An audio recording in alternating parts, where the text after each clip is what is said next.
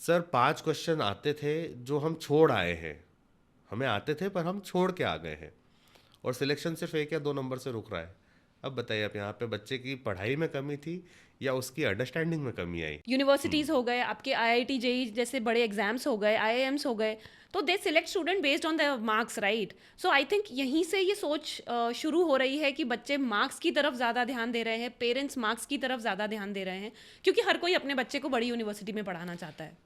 विवेक जी, आपने कभी ये नोटिस किया है कि बच्चा बहुत ज़्यादा पढ़ने के बाद भी सिलेक्शन नहीं ले पा रहा है? जी। और इसका सबसे भयावह रूप यह है कि वो सुसाइडल अटेम्प्ट करता है। कोटा में कई सारे केसेस देखे, मूवीज भी बन चुकी हैं इन पे। तो ये दोनों एक चीज़ के दो पहलू से लगते हैं मुझे।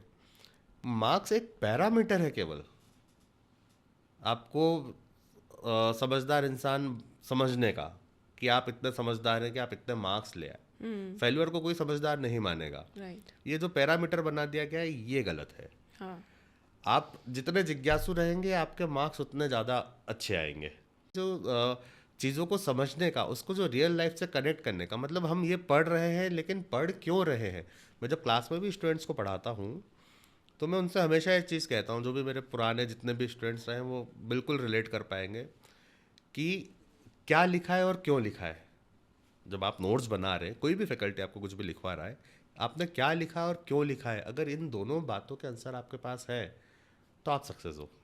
लेकिन अगर आपने बस लिख लिया कि हाँ ठीक है, एग्ज़ाम टाइम में रट लेंगे, या फिर ये क्यों लिखा है, इसकी प्रासंगिकता क्या है, यहाँ पे प्रासंगिकता मतलब इसका ये रिलेट कैसे होगा, इसको इसवी वर्ड को लिखना क्यों ज़रूरी है यहाँ पे, एक आम भाषा में भी तो हम बात कर सकते हैं। तो वो दोनों सवालों के जवाब अगर आपके पास है, दैट मीन आपको टॉपिक अच्छे से समझ में आया है, आप उसको रिलेट कर पाए हैं, तब आप उससे सीख पाएंगे।